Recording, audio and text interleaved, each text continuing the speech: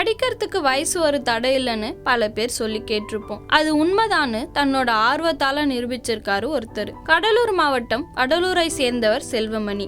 M Com MBA படிச்சுட்டு நெய்வேலி நிலக்கரி சுரங்கத்துல 37 ஆண்டுகளாக பணியாற்றின இவரு பணி ஓய்வு பெற்று 10 வருஷம் ஆச்சு.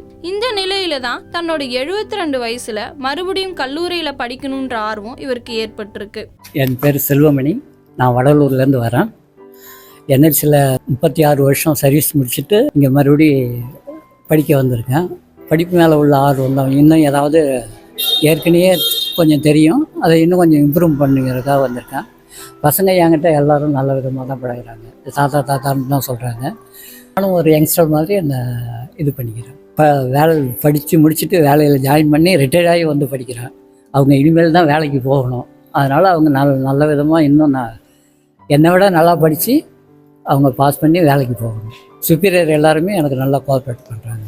சீர்காழி பக்கத்தில் இருக்க சீனிவாசா சுப்புராய அரசினர் தொழில்நுட்ப கல்லூரியில் இப்போ டிப்ளமோ எலக்ட்ரிக்கல் எலக்ட்ரானிக்கல் இன்ஜினியரிங் படிச்சுட்டு வராரு செல்வமணி. அவர் தங்களோட இணைஞ்சி படிக்கிறது ஆர்வத்தை அதிகரிப்பதா கல்லூரி மாணவர்களும் சொல்லியிருக்காங்க. My name is S Dushyanth. நான் diploma electrical and electronic engineering படிக்கிறேன். சார் எங்களோட கிளாஸ்மேட் தான். நாங்கள் எப்பயுமே சார்னு கூப்பிட மாட்டோம். பசங்க நாங்கள் எல்லாருமே ஒன்றா தாத்தா அப்படின்னு அவ்வளோ இதுவாக பழகுவோம்.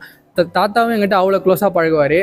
அதேமாதிரி தாத்தா எங்கள் காலேஜில் படிக்கிறது எங்களுக்கு ரொம்ப மோட்டிவேஷனாக இருக்குது. எங்கள் காலேஜுக்கே ரொம்ப பெருமையாக இருக்குது அவர் படிக்கிறது.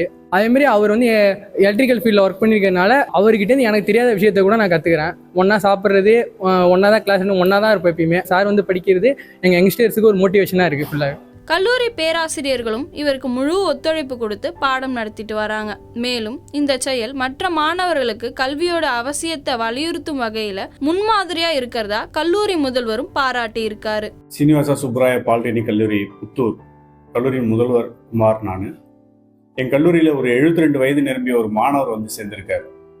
ரொம்ப துடிப்போட செயல்படுறாருங்க. காலையில் 9:30 கிளாஸ்னா 9:30க்கு இருப்பார். 5 மணிக்கு தான் போவார்.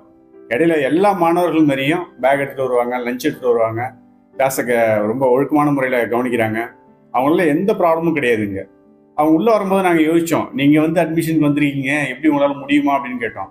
கண்டிப்பாக சார், நான் 2-3 காலேஜ் கேட்டேன். அவங்களாம் ஏஜை பார்த்துட்டு ஒத்துக்க மாட்டுறாங்க, நீங்கள் என்ன சொல்கிறீங்கன்னு கேட்டாங்க. நீங்கள் எங்களுக்கு கோஆப்ரேட் பண்ணுறீங்கன்னா கண்டிப்பாக அட்மிஷன் தரேன்னு சொல்லியிருந்தோம். வந்தாங்க, அட்மிஷன் போட்டோம். ஃபஸ்ட்டு போடும்போது 1ஆம் ஆண்டில் தான் போட்டோம். அப்புறம் 2ஆம் ஆண்டில் வேகன்சி வந்துச்சு. அப்புறம் 2ஆம் ஆண்டு போட்டிருக்கோம். ரொம்ப ஒழுக்கமான முறையில் வந்துகிட்டு இருக்காங்க. காலையில் ஒய்ஃபுக்கு அவரே சமைச்சு கொடுத்துட்டு தனக்கு தேவையான லஞ்சை எடுத்துக்கிட்டு இந்த கல்லூரிக்கு வராங்க. லஞ்ச் இங்கே தான் சாப்பிட்றாங்க. ஆர்வமும் தன்முனைப்பும் இருந்தா போதும், யார் வேணா எப்ப வேணாலும் கல்வியை தொடரலாம்ங்கிறதுக்கு செல்வமணி ஒரு நிகழ்கால உதாரணம்னு சொன்னா அது மிகையாகாது.